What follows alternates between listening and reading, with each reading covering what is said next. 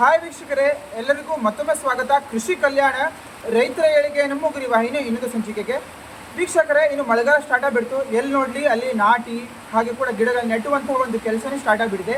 So ಹಾಗಾಗಿ ಇವತ್ತಿನ ಸಂಚಿಕೆಯಲ್ಲಿ ನಾನು ನಿಮಗೆ ಮಾವಿನ ಗಿಡದ ಕಸಿಯನ್ನು ಯಾವ ರೀತಿ ಸುಲಭವಾಗಿ ಮಾಡಬೇಕು ಅನ್ನೋದನ್ನು ಹೇಳ್ಕೊಡ್ತೇನೆ. ಇದನ್ನು ಮಾಡಲಿಕ್ಕೆ ನಾನು ಯಾವುದೇ ಒಂದು ಅಂಗಡಿಯಲ್ಲಿ ತಂದಂತಹ ಆಯುಧಗಳನ್ನು ಯೂಸ್ ಮಾಡ್ತಿಲ್ಲ. ಮನೆಯಲ್ಲೇ ಸಿಗುವಂತಹ ಸಾಮಾನ್ಯವಾದ ವಸ್ತುಗಳನ್ನು ಬಳಸಿಕೊಂಡು ಈ ಕಸಿಯನ್ನು ಮಾಡಿ ನಿಮಗೆ ತೋರಿಸ್ತೇನೆ ವೀಕ್ಷಕರೇ. ಈ ಕಸಿಯನ್ನು ಕಟ್ಟಲಿಕ್ಕೆ ನಾನಿಲ್ಲಿ ಒಂದು ಹೀಗೆ ಕಟ್ಟರನ್ನು ತಗೊಂಡಿದ್ದೇನೆ. ನೀವು ಯಾವುದೇ ಕಿಚನಲ್ಲಿ ಸಿಗುವಂಥ ಒಂದು ಚಾಕುನ ಯೂಸ್ ಮಾಡ್ಬೋದು, ಅಥವಾ ಶೇವಿಂಗ್ ಬ್ಲೇಡ್ ಕೂಡ ನೀವು ಯೂಸ್ ಮಾಡ್ಕೊಳ್ಬೋದು. ಹಾಗೆ ಕೂಡ ಇಲ್ಲಿ ಅಂಗಡಿಯಿಂದ ಸಾಮಾನು ಬೇಳೆ, ಸಕ್ಕರೆ, ಅಕ್ಕಿ ಏನಾದರೂ ತಂದಿರ್ತೀರ, ಆ ಒಂದು ಕವರ್ನ ತಗೊಂಡಿದ್ದೇನೆ ನಾನು. ಹಾಗೆ ಕೂಡ ಇದೇ ಕವರಿನ ಮೇಲ್ಗಡೆ ಇಲ್ಲಿ ಕಟ್ ಮಾಡಿ ಅದರದ್ದೇ ಸ್ಟ್ರಿಪ್ಗಳನ್ನು ನಾನು ಮಾಡ್ಕೊಂಡಿದ್ದೇನೆ ವೀಕ್ಷಕರೇ. ಇವಾಗ ಬನ್ನಿ ವೀಕ್ಷಕರೇ, ಈ ಕಸಿಯನ್ನು ಯಾವ ರೀತಿಯಾಗಿ ಕಟ್ಟಬೇಕು ಅನ್ನೋದನ್ನು ನಾನು ನಿಮಗೆ ಹೇಳ್ತೇನೆ. ಇಲ್ಲಿ ನಾನು ಮಾವಿನ ಗಿಡವನ್ನು ಮೊದಲೇ ಕವರಲ್ಲಿ ಹಾಕಿಟ್ಟಿದ್ದೆ, ಅದರ ಒಂದು ಬೀಜವನ್ನು. ಅದು ಇಷ್ಟು ದೊಡ್ಡದಾಗಿ ಬೆಳೆದಿದೆ. 1 ವರ್ಷದ ಮಾವಿನ ಗಿಡ ಇದು ನೋಡಿ. 1 ವರ್ಷದ ಮಾವಿನ ಗಿಡ ಇದ್ದರೆ ತುಂಬ ಸೂಕ್ತ ಕಸಿಯನ್ನು ಕಟ್ಟಲಿಕ್ಕೆ. ನೆಲಭಾಗದಿಂದ ಒಂದು 6 ಇಂಚಿನಿಂದ ಕೆಳಗಡೆ ಕಟ್ ಮಾಡಬಾರ್ದು, 6 ಇಂಚಿನಿಂದ ಮೇಲ್ಗಡೆ ಕಟ್ ಮಾಡಬೇಕು. ಇಲ್ಲಿ ನಾನು ಈ ಒಂದು ಫಸ್ಟ್ ಎಲೆ ಇದೆಯಲ್ಲ, ಆ ಫಸ್ಟ್ ಎಲೆ ಹತ್ರ ನಾನು ಇದನ್ನು ಕಟ್ ಮಾಡ್ತಾ ಇದ್ದೇನೆ ನೋಡಿ. ಈ ರೀತಿಯಾಗಿ ಕಟ್ ಮಾಡಿಕೊಂಡೆ ನಾನು. ಇಲ್ಲ ನಿಮಗೆ ತೋರಿಸ್ತಾ ಇರೋದು ವಿ ಸೆಕ್ಷನ್ ಗ್ರಾಫ್ಟಿಂಗು. ಸೊ ಹಾಗಾಗಿ ವಿ ಸೆಕ್ಷನ್ ಗ್ರಾಫ್ಟಿಂಗಿಗೆ ಇದರ ಮಧ್ಯಭಾಗದಲ್ಲಿ ಕಟ್ ಮಾಡಬೇಕಾಗುತ್ತೆ ನಾವು.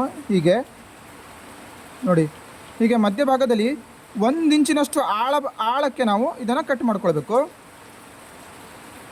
ಸೀಳುವಾಗ ಸ್ವಲ್ಪ ಜಾಗರೂಕತೆಯಿಂದ ಸೀಳಬೇಕು, ಇಲ್ಲಾಂದರೆ ಕಟ್ ಆಗುವಂಥ ಚಾನ್ಸಸ್ ಇರುತ್ತೆ ನೋಡಿ. ಸುಮಾರು 1 ಇಂಚಿನಷ್ಟು, 1.5 ಇಂಚಿನಷ್ಟು ಕೆಳಗಡೆ ನಾನು ಇಲ್ಲಿ ಕಟ್ ಮಾಡ್ಕೊಂಡಿದ್ದೇನೆ. ಇದರ ನಂತರ ಇಲ್ಲಿ ನಾನು ಮಾವಿನ ಒಂದು ಟೊಂಗೆಯನ್ನು ತಗೊಂಡಿದ್ದೇನೆ. ಇಲ್ಲಿ ನೋಡಿ, ಇದರ ಎಲ್ಲ ಎಲೆಗಳನ್ನು ನಾನು ತೆಗಿತಾ ಇದ್ದೇನೆ. ಇದು ಫಲ ಬಿಡ್ತಾ ಇರುವಂಥ ಮಾವಿನ ಒಂದು ಟೊಂಗೆ. ಇದು ತುಂಬ ಚೆನ್ನಾಗಿ ಗಿಡದ ತುಂಬ ಕಾಯಿ ಬಿಡುತ್ತೆ. ಬಾಗನ್ಪಲ್ಲಿ ಅನ್ನುವಂಥ ಒಂದು ಮಾವಿನ ಒಂದು ಟೊಂಗೆ ಇದು. ಇದನ್ನು ನಾನು ಇದಕ್ಕೆ ಕಸಿ ಮಾಡಿ ತೋರಿಸ್ತೇನೆ ನೋಡಿ. ಹೆಚ್ಚು ಕಡಿಮೆ ಇಷ್ಟೇ ಇದರ ಸೈಜು ಹೆಚ್ಚು ಕಡಿಮೆ ಸೇಮ್ ಇದೆ. ಇದು ಸ್ವಲ್ಪ ದಪ್ಪ ಇದೆ, ಇದು ಸ್ವಲ್ಪ ತೆಳ್ಳಗಿದೆ, ನಡೆಯುತ್ತೆ. ಇವಾಗ ನಾನು ಇದನ್ನು ಜಾಸ್ತಿ ಉದ್ದ ಇಟ್ಕೊಳ್ಳೋದಿಲ್ಲ, ಸ್ವಲ್ಪ ಗಿಡ್ಡನೇ ಇಟ್ಕೊಳ್ತೇನೆ ನೋಡಿ. ಇಷ್ಟು ಗಿಡ್ಡ ನಾನು ಕಟ್ ಮಾಡ್ತೇನೆ. ಒಂದೇ ಅಟೆಂಪ್ಟಿಗೆ ಕಟ್ ಆಗಿಬಿಡಬೇಕು ನೋಡಿ. ಇದು ಎಷ್ಟು ಉದ್ದ ಇದೆ ಅಂದರೆ ಒಂದು 4 ಇಂಚಿನಷ್ಟು ಉದ್ದದನ್ನು ನಾನು ಇಟ್ಕೊಂಡಿದ್ದೇನೆ ಇಲ್ಲಿ. ಇವಾಗ ನೋಡಿ, ಇದು ಎಷ್ಟು ನಾನು ಸೀಳ್ಕೊಂಡಿದ್ದೇನೆ ಅಷ್ಟೇ ಭಾಗಕ್ಕೆ ಇದನ್ನು ಕೂಡ ಎರಡು ಕಡೆ ಸೀಳ್ಕೊಳ್ಬೇಕು.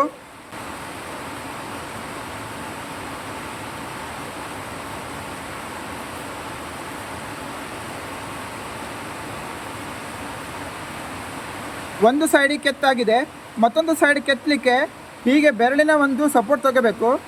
ಬೆರಳಿಗೆ ಮಣ್ಣಿಗೆನೆಲ್ಲ ತಾಗಿರುತ್ತೆ. ಸೊ ಹಾಗಾಗಿ ಈ ಕವರನ್ನು ಈ ರೀತಿಯಾಗಿ ಇಟ್ಕೊಂಡು ನಾನು ಈ ರೀತಿಯಾಗಿ ಸೀಳ್ತಾ ಇದ್ದೇನೆ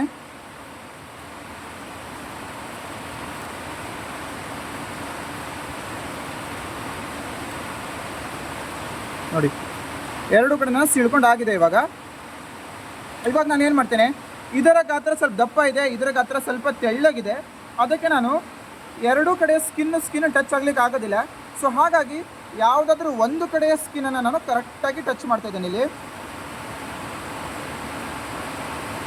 ನೋಡಿ. ಈ ಸೈಡಿನ ಸ್ಕಿನ್ ಫುಲ್ ಟಚ್ ಆಗ್ತದೆ, ಈ ಸೈಡಿನ ಸ್ಕಿನ್ನು ನೋಡಿ, ಇದರ ಹಿಂದಿನ ಸ್ಕಿನ್ನು ಸ್ವಲ್ಪ ಟಚ್ ಆಗ್ಲಿಕ್ಕೆ ಬಂದಿದೆ, ಈ ಸೈಡಿನ ಸ್ಕಿನ್ನು ಫುಲ್ ಟಚ್ ಆಗಿದೆ. ಇವಾಗ ನಾನು ಏನು ಮಾಡ್ತೇನೆ ಅಂತ ಹೇಳಿದರೆ, ಇದನ್ನು ಗಟ್ಟಿಯಾಗಿ ಈ ಏನು ಸ್ಟ್ರಿಪ್ಗಳನ್ನು ನಾವು ಮಾಡ್ಕೊಂಡಿದ್ವಿ, ಈ ಸ್ಟ್ರಿಪ್ಪಿಂದ ಗಟ್ಟಿಯಾಗಿ ಇದಕ್ಕೆ ಸುತ್ತುತ್ತೇನೆ. ಸ್ವಲ್ಪ ಕೂಡ ಇದೆರಡರ ಮಧ್ಯೆ ಗ್ಯಾಪ್ ಇರಬಾರ್ದು. ಎರಡರದ್ದು ಸ್ಕಿನ್ನು ಕರೆಕ್ಟಾಗಿ ಟಚ್ ಆಗಿರಬೇಕು. ಸ್ವಲ್ಪ ಕೂಡ ಗ್ಯಾಪ್ ಇಡಬಾರ್ದು, ಆ ರೀತಿಯಾಗಿ ಕಟ್ಟಬೇಕು.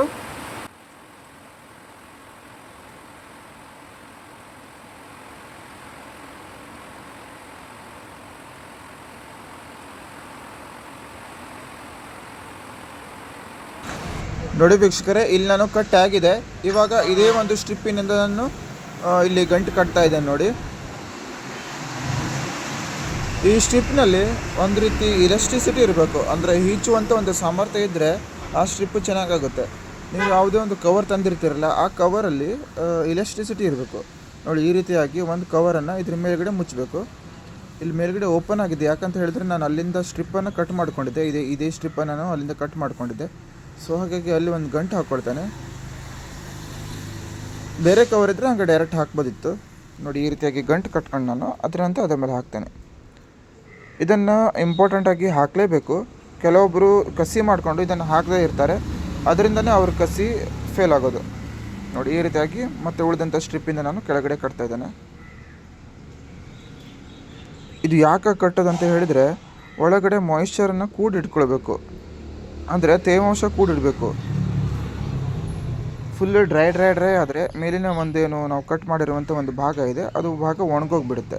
ಸೊ ಹಾಗೆ ಕೂಡ ಅದ್ರ ಒಳಗಡೆ ನಾವು ಏನು ಸುತ್ತಿದ್ದೇವೆ, ಜಾಯಿಂಟ್ ಮಾಡಿ ಸುತ್ತಿದ್ದೇವೆ, ಆ ಸುತ್ತಿದ್ದನ್ನು ನೀವು ಒಂದು 45 ದಿನಗಳವರೆಗೆ ಅದನ್ನು ಬಿಚ್ಚಲಿಕ್ಕೆ ಹೋಗಬಾರ್ದು. ಅದರ ನಂತರ ಬೇಕಾದರೆ ಬಿಚ್ಬೋದು, ಇಲ್ಲಾಂದರೆ ಇಲ್ಲ. ಈ ಮೇಲ್ಗಡೆ ಹಾಕಿದಂಥ ಕವರನ್ನು ನೀವು ಒಂದು ವಾರದ 10 ದಿನದವರೆಗೆ ಅದನ್ನು ತೆಗಿಲಿಕ್ಕೆ ಹೋಗಬಾರ್ದು, ಸರಿನಾ? ನೋಡಿ ಈಗ ಫುಲ್ ಪರ್ಫೆಕ್ಟ್ ಆಗಿದೆ.